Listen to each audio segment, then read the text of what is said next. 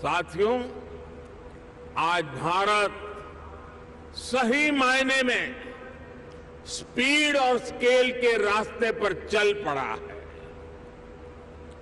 एक बहुत बड़े वर्ग की बेसिक जरूरतों को हमने पूरा कर लिया है, इसलिए वो एक लेवल ऊपर की सोचने लगा है, आगे की सोचने लगा है। उत्तर प्रदेश का रुतबा कितना बड़ा है, इस बात का अंदाजा यूपी ग्लोबल इन्वेस्टर्स समिट से लगाया जा सकता है। बता दें, पीएम मोदी भी लखनऊ में पहुंच चुके हैं। उन्होंने लखनऊ में यूपी ग्लोबल इन्वेस्टर्स समिट का उद्घाटन किया। 10 बजे पीएम मोदी कार्यस्थल पर पहुंचे। रिलायंस ग्रुप के chairman managing director Mukesh Ambani भी इस कार्यक्रम में शामिल हुए। बताते चले, इस कार्यक्रम में उत्तर प्रदेश के मुख्यमंत्री योगी आदित्यनाथ, प्रदेश की राज्यपाल Anandiben Patel UP global investors summit 2023 में हिस्सा लेते नजर आए।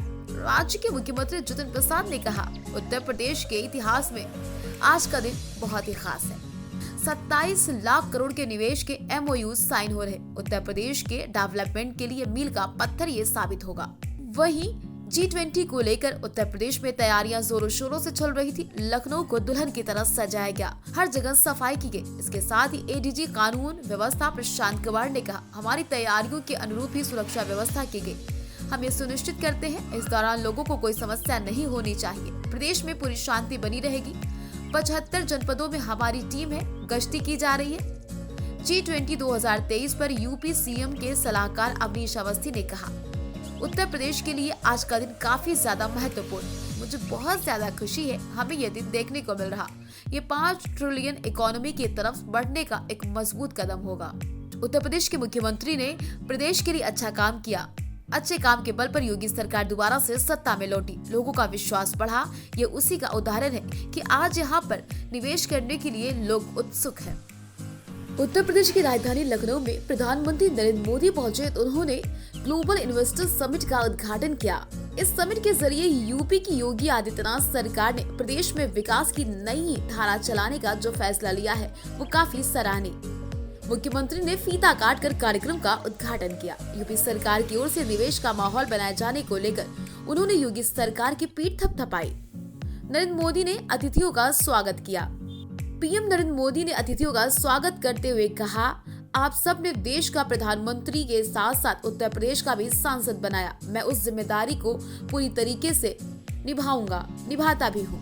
देश विदेश से आए अतिथियों का स्वागत करता हूँ। उन्होंने कहा, भारत दुनिया के लिए एक ब्राइट स्पॉट है तो देश में यूपी ड्राइविंग सीट पर है। पीएम मोदी ने अपने संबोधन में कहा, कुछ लोग कहते हैं यूपी का विकास नहीं होता, ये पिछड़ा राज्य है, बीमारू है, यहाँ विकास हो ही नहीं सकता। लेकिन पिछले 6 से 7 वर्षों में स्थिति बिल्कुल तब्दील हो गई। बजट पर चर्चा करते हुए पीएम मोदी ने कहा, इंफ्रास्ट्रक्चर पर सबसे ज्यादा खर्च कर रहे हैं। पिछले वर्षों में लगातार बढ़ोतरी हुई है।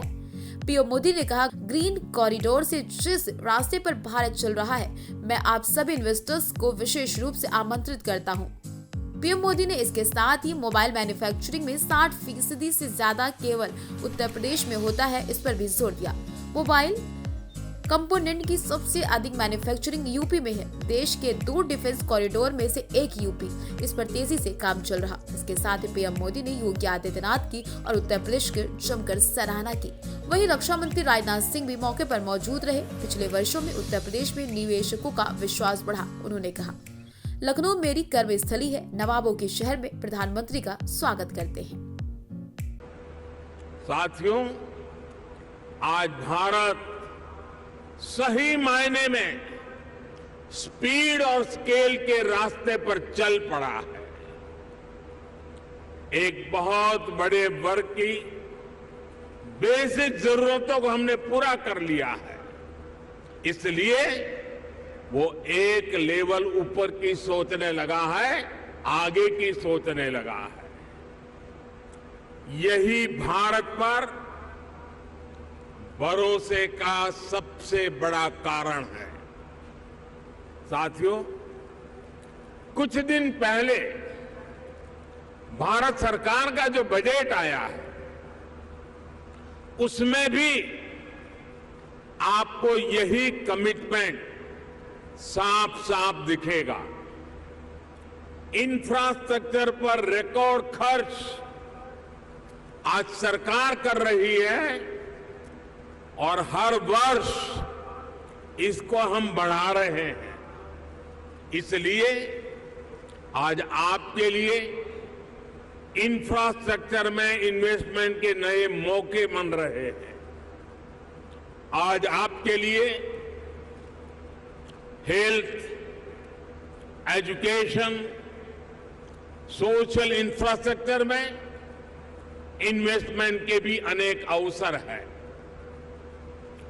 ग्रीन ग्रोथ के जिस रास्ते पर भारत चल पड़ा है, उसमें तो मैं आपको विशेष रूप से आमंत्रित करता हूं।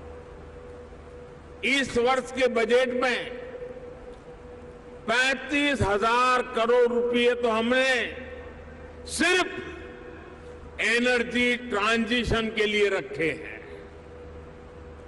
ये दिखाता है कि हमारा इरादा क्या है। मिशन ग्रीन हाइड्रोजन हमारे इसी इरादे को बुलंद करता है। इस बजट में इससे जुड़ा पूरा इकोसिस्टम विकसित करने के लिए अनेक कदम उठाए गए हैं। इलेक्ट्रिक मोबिलिटी की ट्रांसफॉर्मेशन के लिए एक नई सप्लाई और वैल्यू चेन हम विकसित कर रहे हैं।